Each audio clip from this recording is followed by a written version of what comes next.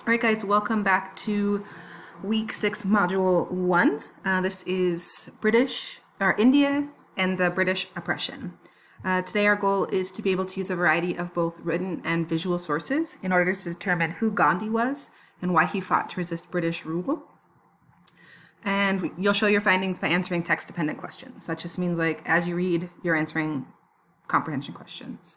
Our language objective for today is to describe modern resistance movements using content vocabulary such as oppression, resistance, civil disobedience, and boycott.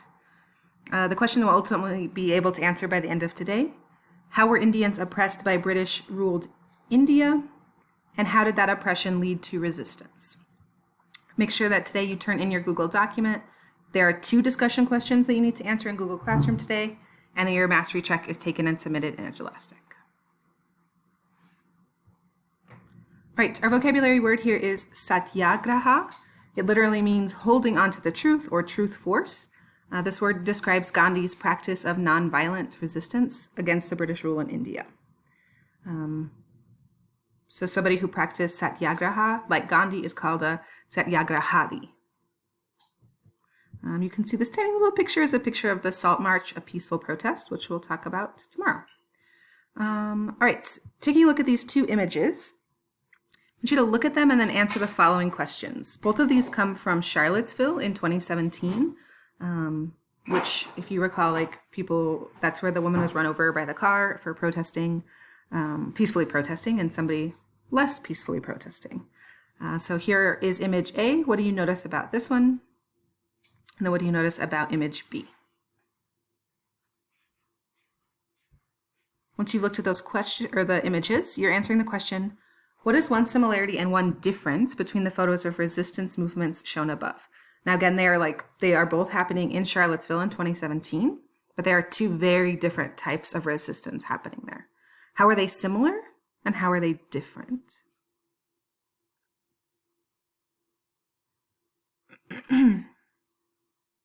So one thing that I see as similar is that, you can definitely see that some people are much more armed. So they've got body armor, they've got helmets. I can see that in both of them. How they're different is one of them is they're holding weapons in image B. There's a lot more tension. There's a lot more people trying to speak up. Whereas image A, it's just one kid sitting there on the ground, not reacting, not saying anything, not doing anything. So that might be the difference that I see. My second question is just your opinion. If you had to fight against the government for your basic rights, would you do so with violence, or would you do so peacefully or non-violently? So would you be somebody like this kid who's just sitting there peacefully? Or would you be more like this crowd who is a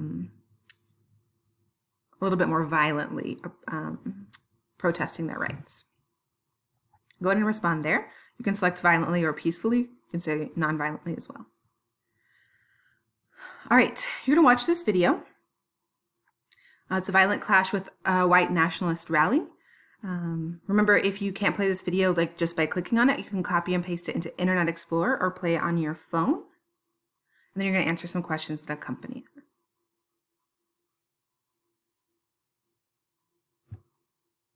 All right, so having seen the white nationalists versus people that were pushing back against white nationalists, what actions are protesters taking in the video?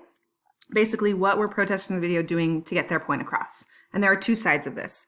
So basically, white nationalists are people that support many of the, for lack of a better term, the neo-Nazi ideals of white supremacy. And basically the use of violence, a very strong Second Amendment right push. They were basically protesting the right to keep a Confederate monument, including the Stars and Bars, or the flag of the Confederacy, flying over the State House in Virginia. That's the white nationalist side, where the other side was basically saying, we want all Confederate monuments dismantled. We don't want to see the use of the Stars and Bars or the Confederate flag flown anywhere in Virginia, especially at state houses. So those are kind of the 2 sides. And in the video, the protesters were doing what? So I want you to, what we've learned from the video, what were protesters fighting about? Why were protesters fighting about removing a statue of a civil right leader, a civil war leader in the South. So they were definitely fighting on the Confederate side. And remember that this took place just 3 years ago in 2017. So describe what you saw in that video. So in the video, the protesters were. Once you've done that, you're moving on to question number 4. Do you think that anybody who went to that protest changed their beliefs or agreed with the opposite side, why or why not? So you're basically like trying to decide, were there people there on the white nationalist side who suddenly changed their view and thought like, yeah, we shouldn't have a racist Confederate Civil War leader at our state house.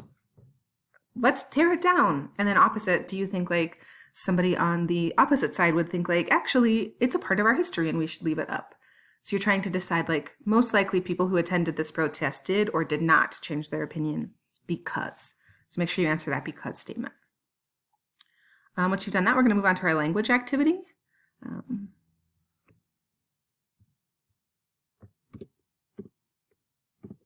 Remember that the definition of oppression from earlier modules in both in e-school as well as like in-person school, we talked about oppression, which is cruel or unjust treatment or control over a long period of time on a particular group of people.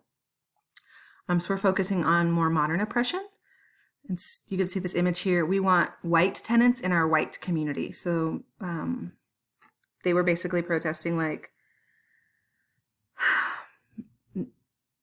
desegregation. They didn't want Mexican Americans, African Americans, Asian Americans to live in their community. If it weren't white, they did not want you living in that community. I want you to consider if people were oppressed for long enough, what happens? And often that's resistance.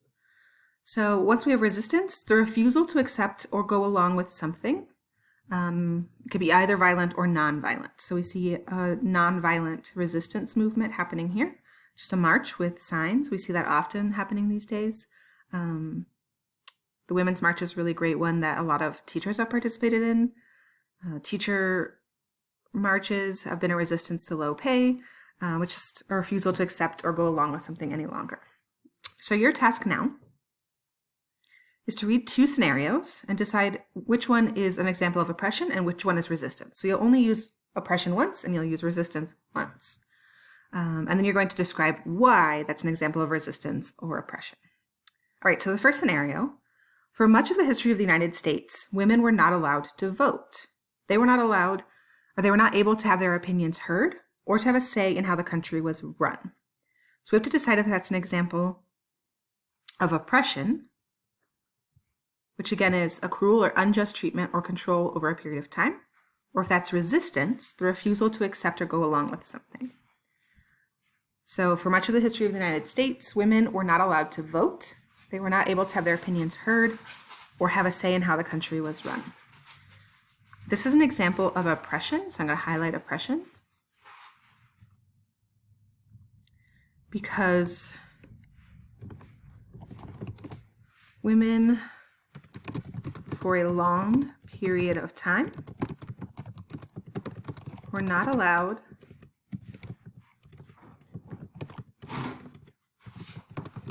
to vote or make decisions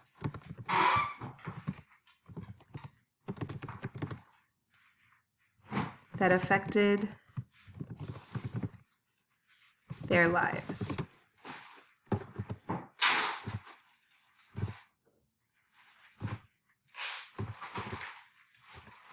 Great. So I can assume affected their lives. I can assume the next scenario is going to be resistance, but I'm going to read it to make sure. In 1839, on the slave ship Amistad, a group of enslaved Africans led by Sengbe Piche broke out of their chains, killed most of their captors, and took control of the ship. How can we say that that is resistance, the refusal to accept or go along with something either violently or non-violently? What were they not willing to accept? So this revolt is an example of resistance because the enslaved people were not willing to accept captivity, and violently took back control of the ship and their lives. Great.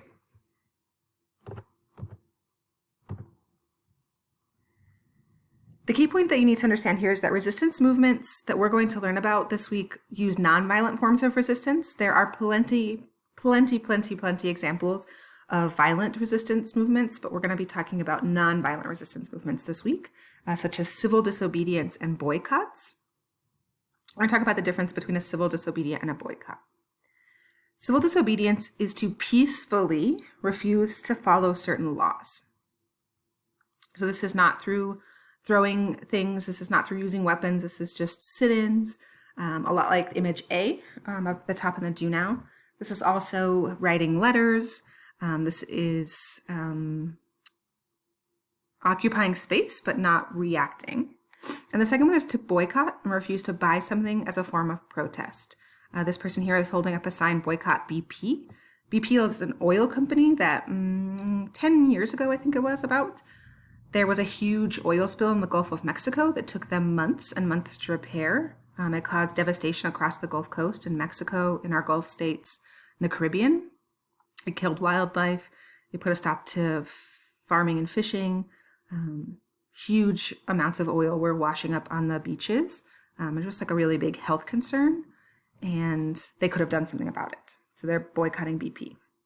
All right, so your task now is to read the two scenarios, just like we did above, and decide if this is an example of civil disobedience and which one is an example of boycott. Again, we're only going to use one, each of them once.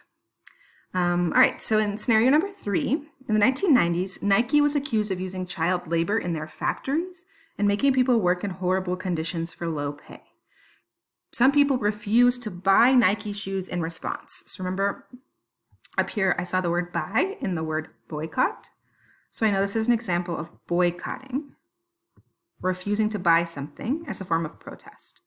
So is this an example of boycotting because people refused to buy Nike products because they did not want to support child labor and poor working conditions.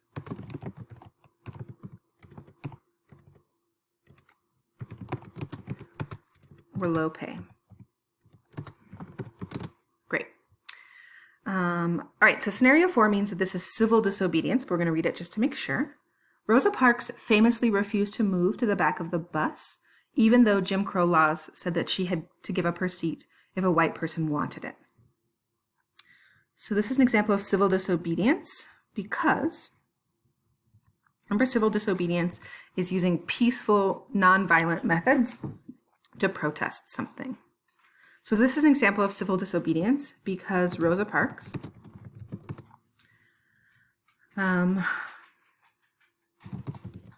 simply refused to move, but she did not use violence